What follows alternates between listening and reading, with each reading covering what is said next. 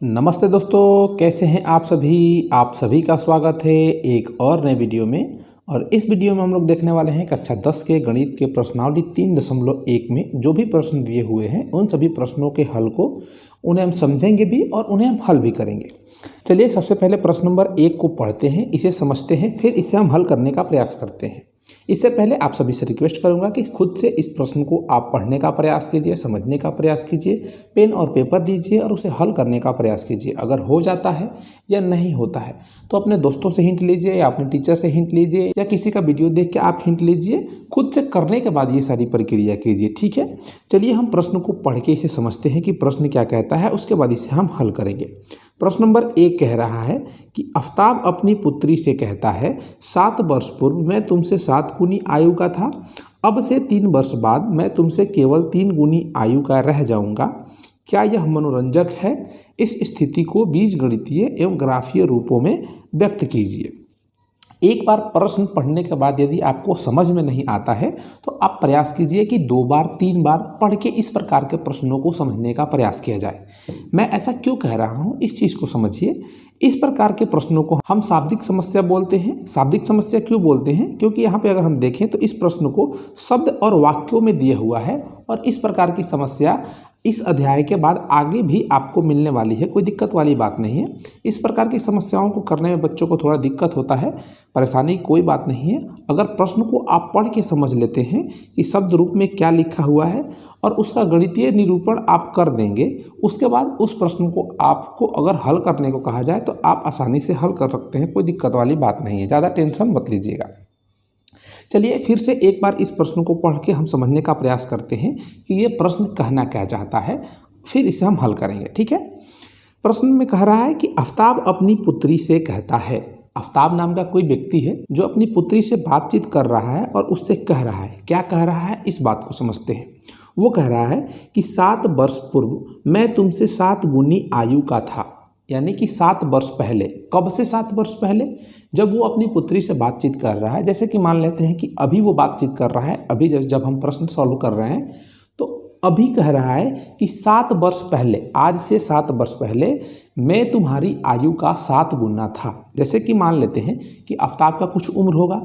अगर आफताब अपनी पुत्री से बात कर रहा है तो उसकी भी कुछ उम्र होगी।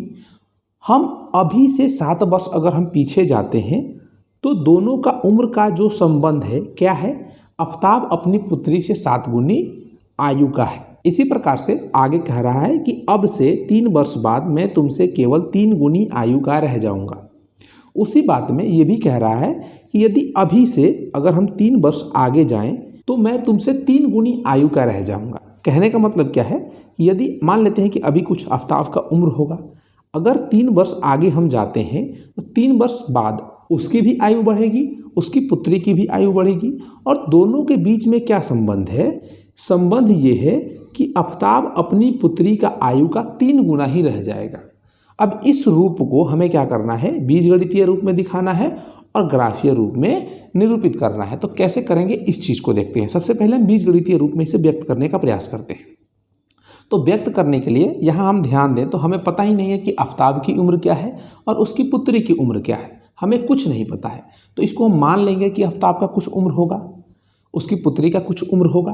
तो कब की उम्र की हम बात करेंगे? अभी प्रेजेंट में, यानी कि जब वो बातचीत कर रहे हैं तब की उम्र की हम बात करेंगे, यानी वर्तमान आयु की बात करेंगे, ठीक है।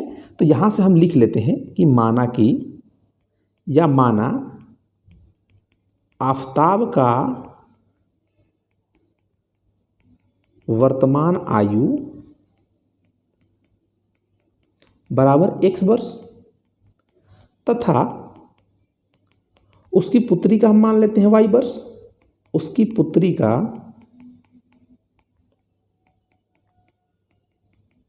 वर्तमान आयु हम मान लेते हैं कि y वर्ष है। अब देखिए यहां से खेल शुरू होता है और यहां से हम प्रश्न को हल करना प्रारंभ करते हैं। यहां से देखिए हमने वर्तमान आयु क्या माना है? आफताब का x वर्ष। यहाँ पे हम लिख लेते हैं किसका नाम? आफताब। समझाने का मैं आपको प्रयास कर रहा हूँ और यहाँ पे एक दूसरा कॉलम बना के लिख लेते हैं पुत्री। किसकी पुत्री? आफताब की पुत्री, ठीक है। यहाँ पे आफताब का उम्र क्या है? अभी वर्तमान उम्र x है, x वर्ष है और उसकी पुत्री का क्या है, y वर्ष है। यहाँ से समझिए दो स्थितियाँ हमें दी गई है, दो कथन यहाँ पे हमसे कहे जा रहे हैं। पहला कथन कहा जा रहा है कि 7 वर्ष पूर्व और दूसरा कथन कहा जा रहा है 3 वर्ष बाद, और ये दोनों के लिए बातें हो रही हैं, तो दोनों पे हम इसको क्या करेंगे, लागू करेंगे। यदि अभी से हम देखें तो आफताब का उम्र 7 वर्ष पहले क्या होगा, यानी कि पूर्व में क्या होगा, 7 वर्ष कम होगा, यानी कि x-7 होगा। इसी प्रकार से आफताब का उम्र 3 वर्ष बाद क्या होगा, 3 जुट जाएगा उसमें, यानी कि क्या हो जाएगा, x+3 हो जाएगा। कब होगा, ये 3 वर्ष बाद, ये 7 वर्ष पूर्व, ये आयु है। इसी प्रकार से उसकी पुत्री की हम बात करें तो 7 वर्ष पूर्व उसकी आयु क्या होगी, y-7 वर्ष, और 3 वर्ष बाद उसकी आयु क्या होगी, y+3 वर्ष। ये दो स्थितियां, दो कथन कहे जा रहे हैं, दोनों को हमने क्या किया, लिख लिया। इसको चाहें तो हम भाषा के साथ लिख सकते हैं कि 7 वर्ष पूर्व आफताब की आयु क्या होगी, 7 वर्ष पूर्व उसकी पुत्री की आयु क्या होगी, 3 वर्ष बाद आफताब की आयु क्या होगी, और 3 वर्ष बाद उसकी पुत्री की आयु क्या होगी। इस प्रकार से हम लिख लेंगे। अब प्रश्न में जो हमसे कह रहा है उस चीज़ को फिर से देखते हैं। इसमें संबंध दिया गया है। क्या संबंध दिया गया है, पहले कथन में कहा गया है मैं तुमसे 7 गुनी आयु का था, और दूसरे कथन में कहा जा रहा है कि मैं तुमसे 3 गुनी आयु का रह जाऊंगा। पूरे कथन को पढ़ के भी हम समझ सकते हैं और ऐसे भी समझ सकते हैं। तो हम यहाँ पे लिख के हल कर सकते हैं। तो यहाँ पे हम लिख लेंगे प्रश्न से कि प्रश्न क्या कह रहा है, प्रश्न क्या कह रहा है पहली स्थिति में कि x-7, यानी कि ये क्या हो गया, 7 वर्ष पहले आफताब की आयु, और उसकी पुत्री का आयु 7 वर्ष पहले क्या होगा, y-7। अब यहाँ पे संबंध क्या है, संबंध को देखिए। आफताब का आयु ज़्यादा है उसकी पुत्री की आयु से। यहाँ पे हमें क्या दिखाना है, बराबर दिखाना है। क्या कह रहा है यहाँ पे प्रश्न में अगर हम देखें तो कह रहा है कि 7 वर्ष पूर्व मैं तुमसे 7 गुनी आयु का था, यानी कि उसकी पुत्री उससे छोटी थी, कितनी, 7 गुनी। तो इसको बराबर करने के लिए हम क्या कर सकते हैं, इसमें या तो हम 7 से भाग दे देंगे, या हम क्या कर सकते हैं, इसमें 7 से हम गुणा कर देंगे। तो हम क्या करते हैं, 7 से गुणा ही कर देते हैं, भाग देंगे फिर भी उसको उधर ले जाकर गुणा करना पड़ेगा। तो 7 से इसको हम क्या करते हैं, गुणा कर देते हैं, और इसको हम फिर से सरल करते हैं। यहाँ पे सरल करेंगे तो क्या हो जाएगा, x-7 बराबर 7y माइनस का 7 से 7 का गुणा करेंगे तो क्या हो जाएगा, 49 हो जाएगा। इसको और हम सरल कर सकते हैं, यहाँ पे x और इन सभी चीज़ों को बराबर के इस साइड लेके आते हैं। x-7 फिर इधर से +7y आएगा तो -7y, अब -49 आएगा तो इधर क्या हो जाएगा, +49, बराबर के उस साइड बचेगा 0। इसको और सरल हम कर सकते हैं, x-7y, और इन दोनों को आपस में हम जोड़ देंगे तो क्या हो जाएगा, +42 बराबर का 0 हो जाएगा। और ऐसे हम करके इसको लिख देंगे। ठीक है, ये हमारा पहला स्थिति हो गया। अब हम दूसरी स्थिति की बात कर लेते हैं। दूसरी स्थिति में हमसे क्या कहा जा रहा है, दूसरी स्थिति में देखिए यहाँ पे हमसे कहा जा रहा है कि अब से 3 वर्ष बाद मैं तुमसे केवल 3 गुनी आयु का रह जाऊंगा। अब हमने जो 3 वर्ष बाद वाली आयु निकाली है इसका संबंध दिखाएंगे। तो यहाँ पे क्या होगा, x+3 और ये क्या है, y+3। इनके बीच में संबंध क्या है, आफताब का जो उम्र है 3 वर्ष बाद अपनी पुत्री का केवल 3 गुना आयु का रह जाएगा। यानी कि इसको बराबर करने के लिए या तो इसमें हम 3 से ऐसे भाग दे दें, या हम क्या कर सकते हैं, इसकी पुत्री की उम्र में हम 3 से गुणा कर दें, और इसको सरल करेंगे तो दूसरा हमें बीजगणितीय रूप प्राप्त हो जाएगा। तो इसको हम सरल करते हैं तो x+3 बराबर 3y+9। इसको और सरल करेंगे, बराबर के इससे सारी चीज़ों को लेके आते हैं तो x+3 माइनस का 3y माइनस का 9 बराबर का 0। इसको और सरल हम कर देते हैं तो ये क्या बन जाएगा, x-3y माइनस 6 बराबर का 0। ये हमारा क्या हो गया, दूसरा रूप हो गया इस समीकरण का। ये दो हमें समीकरण प्राप्त हो गए, और ये दोनों समीकरण क्या हो गए, बीजगणितीय रूप हो गए। बीजगणितीय रूप हमसे कहा था, बीजगणितीय रूप हमने दिखा दिया। अब आगे की बात करते हैं। हमसे कह रहा है कि इसी चीज़ को ग्राफीय रूप में दिखाना है। तो आप सभी को पता होगा कि कक्षा 9 में हम लोगों ने पढ़ा था 2 चर में रैखिक समीकरण का क्या है, निकालना, ग्राफ बनाना सीखा था, और इस अध्याय में भी हम लोगों ने सीखा है। चलिए इस चीज़ को हम क्या करते हैं, ग्राफ रूप में लेके जाते हैं। तो ग्राफ रूप में ले जाने के लिए हमें क्या प्राप्त करना होता है, निर्देशांक प्राप्त करने होते हैं।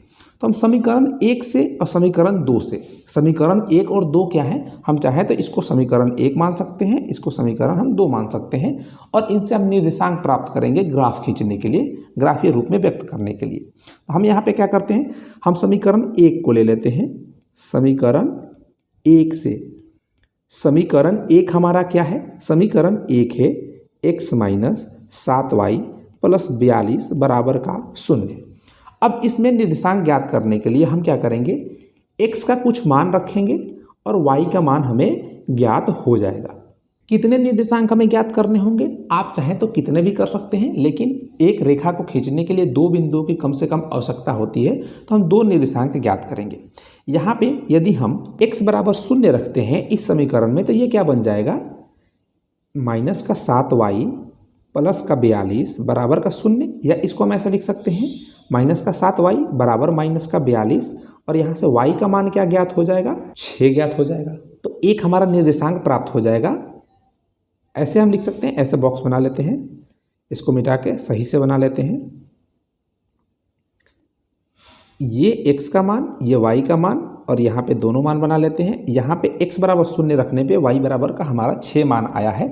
इसी प्रकार से हम यहाँ पे भी ज्ञात कर सकते हैं कि x बराबर यदि हम 7 रखते हैं इसमें, तो ये समीकरण क्या बन जाएगा, 7 माइनस 7y प्लस का 42 बराबर का 0। ये दोनों आपस में जुड़ जाएंगे तो कितना हो जाएगा, माइनस 7y प्लस का 49 बराबर का 0। यहाँ से y का मान हम ज्ञात कर सकते हैं माइनस 49 बट्टा माइनस 7, यानी कि 7 ज्ञात कर सकते हैं। तो x बराबर 7 रखने पे y का मान भी हमें क्या प्राप्त होगा, 7 प्राप्त होगा। हमें दो बिंदुओं यानी कि दो निर्देशांक प्राप्त हो गए।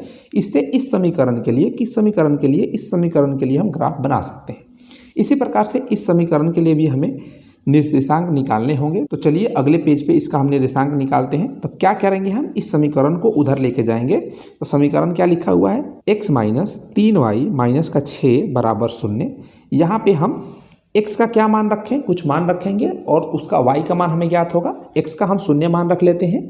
0 मान रखने पे ये समीकरण क्या बन जाएगा, माइनस का 3y माइनस का 6 बराबर 0। यहाँ से माइनस 3y बराबर हम 6 लिख सकते हैं। y का मान यहाँ से क्या आ जाएगा, माइनस 2 आ जाएगा। हम इसका भी एक बॉक्स बना लेते हैं, यहाँ पे बॉक्स बना लेते हैं निर्देशांक को लिखने के लिए। ये हो गया x, ये हो गया y, और यहाँ पे हम क्या कर सकते हैं, x बराबर 0 पे हमने क्या प्राप्त किया, y बराबर माइनस का 2 प्राप्त किया है। इसी प्रकार से इसमें अगर हम x बराबर 3 रखते हैं तो क्या प्राप्त होगा, यहाँ पे 3 माइनस 3y माइनस का 6 बराबर का 0 होगा। इसको सरल करेंगे तो क्या हो जाएगा, माइनस का 3y माइनस का 3 बराबर का 0, यानी कि y बराबर माइनस 1 यहाँ से हमें प्राप्त हो जाएगा। तो इस निर्देशांक को भी लिख लेते हैं कि x बराबर 3 लिख लेने पर y बराबर माइनस 1 प्राप्त हो। अब देखिए दोनों समीकरणों के लिए हमने दो दो बिंदु प्राप्त कर लिए हैं और इसका ग्राफ हम आसानी से खींच सकते हैं। तो ग्राफ खींचने के लिए हम ग्राफ पेपर ले लेते हैं, इमेज से जाके यहाँ से हम एक ग्राफ पेपर ले लेते हैं। इसको छोटा करके एडजस्ट कर लेते हैं। आप अपने पास के दुकान से ग्राफ पेपर ले सकते हैं। ये प्रॉपर ग्राफ पेपर नहीं है, परंतु ग्राफ पेपर जैसा ही है। तो यहाँ पे हम क्या करेंगे, पहले समीकरण से जो बिंदु हमने प्राप्त किए हैं उसको लेंगे। 0,6 ये हो गया 0 और 6 किधर है, इसको यहाँ पे दूसरा कलर चेंज कर लेते हैं। ये हो गया 0 और 6, तो 0,6 हमारा ये एक निर्देशांक हो जाएगा, और आगे का निर्देशांक 7,7, तो 7,7 x अक्ष पे 7 बिंदु और y अक्ष पे 7 बिंदु, तो ये हमारा निर्देशांक हो जाएगा। इसको क्या करते हैं, हम ऐसे मिला देते हैं। आप सही से स्केल से मिला लीजिएगा, मेरे पास स्केल तो नहीं है, ये मिल जाएंगे प्रॉपर, ठीक है। तो ये एक रेखा हो गई किस समीकरण के लिए, इस समीकरण के लिए, जो यहाँ पे पहला समीकरण हमने माना है इसके लिए। दूसरे समीकरण के लिए हम क्या कर सकते हैं, उसका भी ग्राफ हम आसानी से बना सकते हैं। उसका निर्देशांक क्या दिया हुआ है, 0, माइनस का 2, ये 0, ये माइनस का 2, ये एक पहला निर्देशांक हमें प्राप्त हो गया। और दूसरा निर्देशांक क्या है, 3, माइनस 1, यानी कि 3 ये और माइनस 1, यानी कि ये एक निर्देशांक प्राप्त हो गया। इसका समीकरण का ग्राफ क्या हो जाएगा, ये हो जाएगा, और इसको हम मिला देंगे। आप स्केल से मिला लीजिएगा, मैं कोशिश कर रहा हूँ बनाने का, लेकिन दोनों बिंदु नहीं मिल पा रहे हैं। अब देखिए यहाँ पे इसको हम लिख सकते हैं, इसके निर्देशांक हम लिख लेते हैं 0,6, इसका निर्देशांक 7,7, इसका निर्देशांक क्या है 0, माइनस का 2, इसका निर्देशांक 3, माइनस का 1। हम यहाँ पे समीकरण को भी लिख सकते हैं, x माइनस 3y माइनस का 6 बराबर 0। इसका समीकरण क्या है, इसको भी देख लेते हैं। यहाँ पे क्या लिखा हुआ है, x माइनस 7y माइनस का प्लस का 42 बराबर का 0। ये हमारा क्या है, पहला समीकरण है। तो दोनों का ग्राफ हमने दिखा दिया। प्रश्न हमसे क्या कह रहा था, प्रश्न कह रहा था कि जो स्थिति दी हुई है उस स्थिति के अनुसार इसे बीजगणितीय रूप में व्यक्त कीजिए और ग्राफीय रूप में व्यक्त कीजिए, और दोनों करके हमने आपको दिखा दिया। उम्मीद है ये प्रश्न आपको समझ में आया होगा। चलिए अब अगले प्रश्न पे चलते हैं, इसे पढ़ते हैं, इसे समझते हैं और फिर इसे हल करने का प्रयास करते हैं। प्रश्न नंबर 2 है, क्या कहता है प्रश्न नंबर 2 कि क्रिकेट टीम के एक कोच ने 3900 रुपये में 3 बल्ले तथा 6 गेंद खरीदी। बाद में उसने एक और बल्ला तथा उसी प्रकार की 3 गेंद 1300 रुपये में खरीदी। इस स्थिति को बीजगणितीय तथा ज्यामितीय रूप में व्यक्त कीजिए। पिछले प्रश्न जैसा ही है, पिछला प्रश्न उम्र के आधार पे था, यहाँ पे कुछ खरीद के रूप में दिया गया है। ठीक है, इस प्रश्न को हल करने के लिए फिर से एक बार इस प्रश्न को पढ़िए, उसे समझिए, फिर इसे हल करने का प्रयास कीजिए। मैं आपको समझाने का प्रयास कर रहा हूँ एक एक स्टेप पढ़ के। क्रिकेट टीम के एक कोच ने, कोई कोच हैं जो किसी क्रिकेट टीम के कोच होंगे, उन्होंने क्या किया, किसी दुकान पे गए, 3 बल्ले खरीदे और 6 गेंद खरीदी और उसके लिए उन्होंने क्या दिया, 3900 रुपये दुकानदार को दिए। ठीक है, फिर क्या हुआ कि दूसरी बार भी गए और बाद में उन्होंने एक और बल्ला खरीदा, उसी प्रकार का एक बल्ला खरीदा और 3 प्रकार के गेंद खरीदे और उसके लिए उन्होंने 1300 रुपये दिए। और इस स्थिति को हमें बीजगणितीय और ज्यामितीय रूप में दिखाना है। ठीक है, देखिए यहाँ पे हमें पता होना चाहिए कि एक बल्ले का मूल्य क्या है और एक गेंद का मूल्य क्या है। अगर ये पता है तो हम इसको निरूपित कर सकते हैं। तो हमें नहीं पता है तो हम मान लेते हैं कि एक बल्ले का मूल्य, किस चीज़ का, एक बल्ले का मूल्य बराबर 100 रुपया। यहाँ पे हम क्या लिख लेते हैं, माना, तथा एक गेंद का भी मूल्य मान लेते हैं, एक गेंद का मूल्य, यहाँ पे क्या कर लेते हैं, एक गेंद का मूल्य को हम मान लेते हैं कि y रुपया है। अब इस स्थिति को हम बीजगणितीय रूप देने का प्रयास करते हैं। एक बल्ले का मूल्य 100 रुपया है तो 3 बल्ले का मूल्य क्या होगा, उसमें हम 3 से गुणा कर देंगे तो 3x हो गया। ये प्रश्न कह रहा है, हम नहीं कह रहे हैं, ये प्रश्न कह रहा है, प्रश्न के अनुसार हम लिख रहे हैं। तो यहाँ पे आप चाहें तो प्रश्न से लिख सकते हैं, प्रश्न से या प्रश्न के अनुसार ये भी लिख सकते हैं। ठीक है, तो 3 बल्ले का मूल्य और साथ ही साथ हम क्या खरीद रहे हैं, 6 गेंद खरीद रहे हैं और उन दोनों का पैसा जोड़ के हम देंगे तो यहाँ पर प्लस का चिन्ह लगाएंगे। और एक गेंद का मूल्य क्या है, y रुपया है और 6 गेंद खरीद रहे हैं तो 6 से उसमें गुणा कर देंगे तो 6y हो जाएगा। और इन दोनों को खरीदने के बाद हमने दुकानदार को पहली स्थिति में कितना रुपया दिया है, 3900 रुपया दिया है, तो ये 3900 हो गया। अब इसको चाहे तो आप समीकरण नंबर 1 मान सकते हैं या इसको और सरल हम कर सकते हैं। सरल कैसे कर सकते हैं, देखिए इन सभी पदों में किनमें, इसमें और इसमें और इसमें, तीनों में क्या है, 3 कॉमन है, या नहीं भी है तो इन दोनों को यदि हम देखें तो इन दोनों में 3 कॉमन है, तो इन दोनों से हम 3 कॉमन ले सकते हैं। जब 3 कॉमन लेंगे इनमें से, यहाँ से हम अगर 3 कॉमन लेंगे तो x बचेगा और प्लस का 2y बचेगा और यह क्या हो जाएगा, 3900। और इस 3 से हम इसमें भाग दे देंगे तो ये क्या बन जाएगा, x प्लस 2y बराबर 3900 बट्टे का 3, ये कट जाएगा कितने बार में, 1300 बार में। और इसको हम ऐसे भी लिख सकते हैं, इसको केवल ऐसे 1300, और इसको समीकरण नंबर 1 हम मान लेते हैं। अब देखिए इसके बाद एक और स्थिति हमें दी गई है और उस स्थिति में क्या कहा जा रहा है कि उसी प्रकार का हमने एक बल्ला खरीदा और 3 गेंद खरीदी है। तो देखिए एक बल्ले का मूल्य हम लोगों ने क्या माना है, एक बल्ले का मूल्य हम लोगों ने x माना है, तो x यहाँ पे हम लिख देते हैं तथा, या और चाहे तो और लिख सकते हैं। ठीक है, ये हो गया x, और साथ ही साथ हम 3 गेंद भी खरीद रहे हैं तो एक गेंद का मूल्य हम लोगों ने कितना माना है, y माना है, तो प्लस का 3 गेंद के लिए 3y हो जाएगा और बराबर हमने कितना पैसा दिया है, 1300 रुपया दिया है। तो ये हो गया एक और समीकरण। इसको क्या हम सरल रूप में कर सकते हैं और सरल नहीं कर सकते हैं, तो इसको हम लिख लेंगे समीकरण नंबर 2।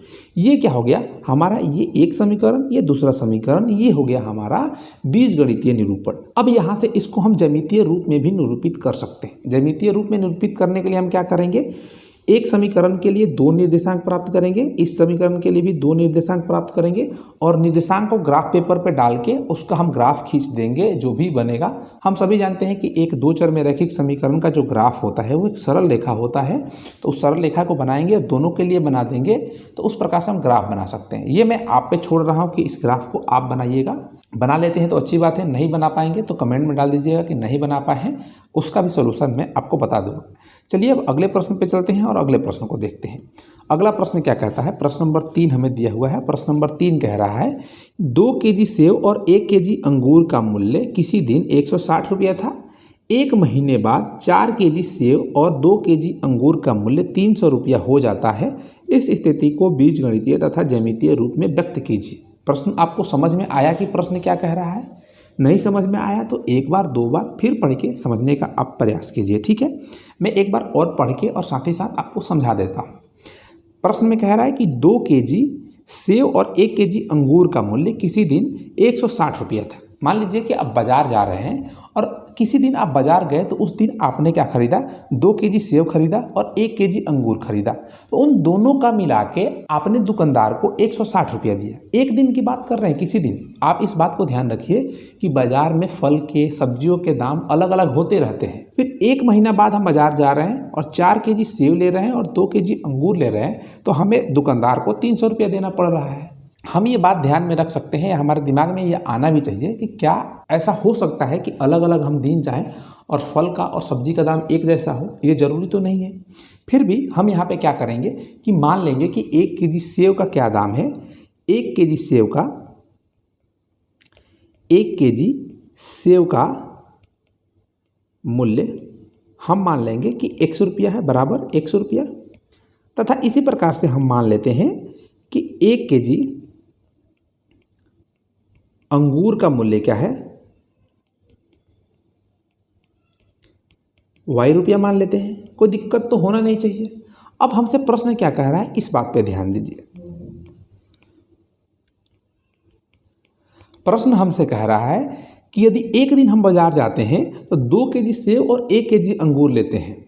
तो 2 केजी सेव लेते हैं तो यानी कि 2x और प्लस 1 केजी सेव लेते हैं यानी कि y, और इन दोनों के लिए हम 160 रुपया देते हैं।